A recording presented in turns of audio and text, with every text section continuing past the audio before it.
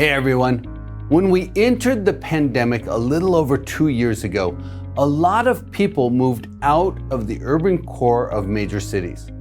Before the pandemic hit in the fourth quarter of 2019, the average apartment vacancy rate in downtown areas across the country was 4.2%. By the end of 2020, a year later, it had risen to 6.3%, the most dramatic one-year vacancy rise on record.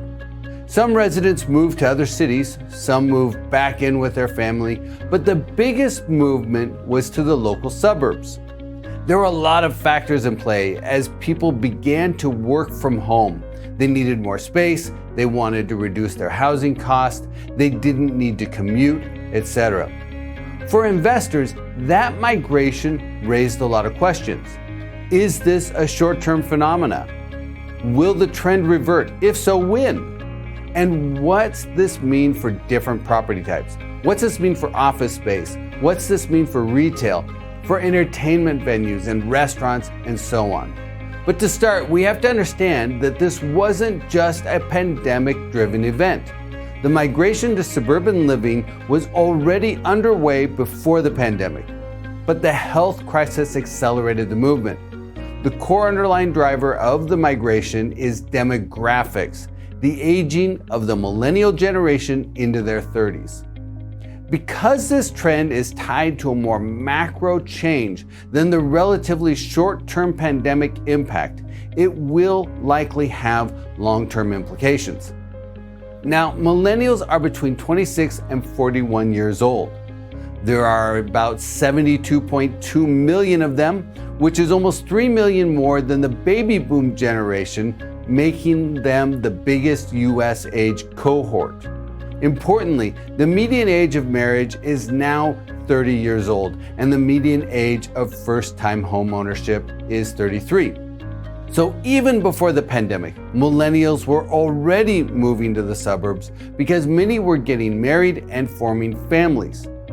In that first year of the pandemic, as I mentioned, urban apartment vacancies increased 210 basis points to 6.3%. At the same time, suburban vacancies rose just 20 basis points to 4.3% vacancy.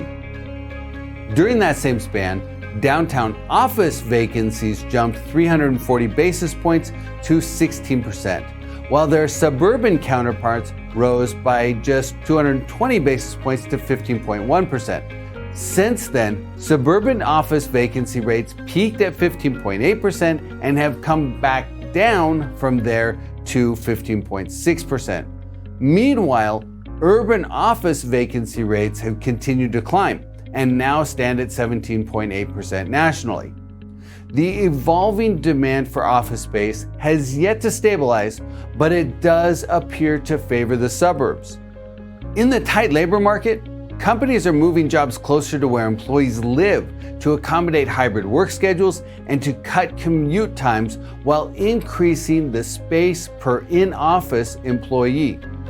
The big question for investors will be the trends going forward. Is the urban core dead? Or will the pendulum swing back? If the only factor in play were the pandemic, then we'd likely see a relatively quick reversion to the pre-pandemic norm. But because there's a bigger force in play, the aging millennials, the reversion will likely only be partial.